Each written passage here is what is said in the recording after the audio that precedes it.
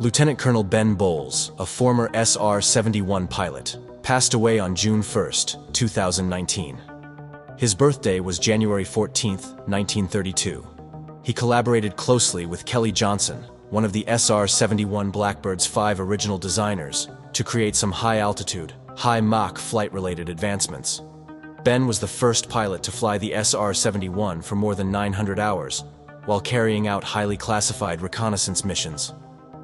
Britt Blazer, former KC-135Q pilot, remembers, "I was fortunate enough to serve as a KC-135Q tanker pilot at Beale AFB from 1968 to 1971.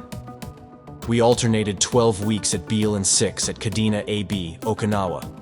On my first rotation to Kadena, I was looking forward to renewing a slight acquaintance with Major Ben Bowles, who at that time had more Habu hours than anyone. When I reported to the SRHQ, everybody was excited about a picture Ben's SR had snapped the day before, the nose cone of a SAM directly below, filling the frame of the photo. But that's misleading.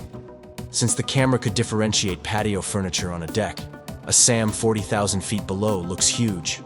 But by the time it struggled up to altitude, Ben and Jimmy Fagg, who was Bowles' RSO, were long gone.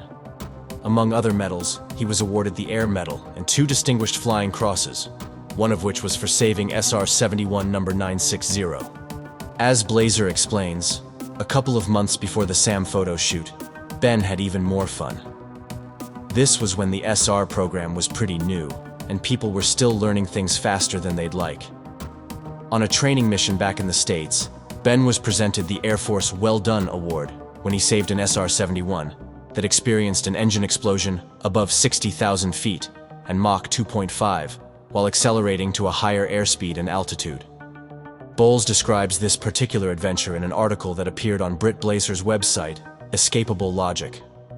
On the morning of 29th of July 1968, my navigator, Jimmy Fagg, was not feeling well when we were having our pre-flight steak and eggs breakfast at the Personnel Support Detachment. Butch Sheffield, returning from leave, walked in and mentioned he needed flight time for pay, and that he would gladly substitute for Jimmy. The flight was going well. We had just finished refueling and were accelerating through approximately 2.6 Mach and 65,000 feet, leaving Louisiana heading west, usually a 40-minute flight to Sacramento. The first indication of a problem was when the right engine unstarted.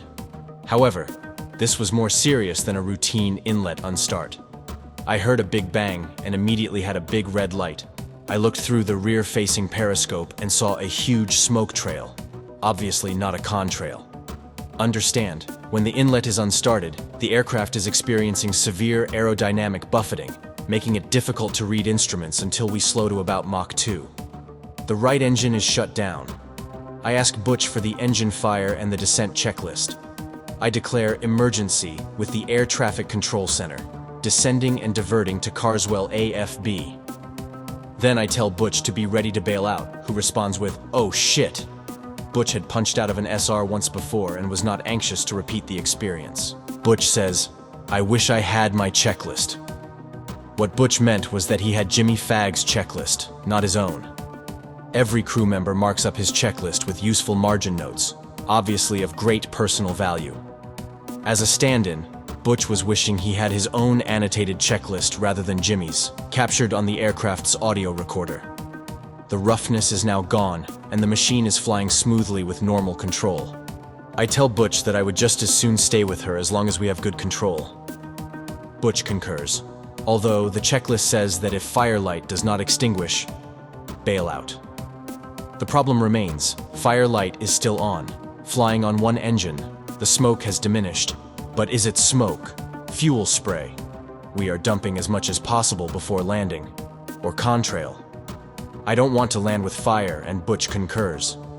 Still difficult to tell if we are trailing smoke due to overcast, poor light conditions, and looking through the periscope is like looking through the barrel of a .22 rifle. We elect to request a flyby with the tower to tell us if they can detect any smoke or fire. The firelight is still on. Tower says we look okay. Landing was uneventful. We taxi to and into a designated hangar, stopping inside, shut down the left engine, and the hangar doors are closed. We complete the shutdown checklist, unbuckle our harnesses and stuff. but no one comes to help us out of the airplane. We at least need a ladder. Butch says the crowd is over by the right wing. Finally, a couple of considerate colonels came to our rescue and advised us. You may want to see this. We shuffled around to the right side. The outboard forward section of the nacelle had been blown out, taking with it a portion of the wing's leading edge. Obvious severe fire damage. Not much of the engine was left in the nacelle. You could see daylight. Lockheed used this accident as a testimonial for titanium airframes. Conventional construction could not have survived the intense heat from the fire. The right outboard wing would have failed rather quickly. Bowles left the Air Force in 1972 with the rank of lieutenant colonel, and he later spent 15 years as the chief corporate pilot in Minneapolis, Minnesota.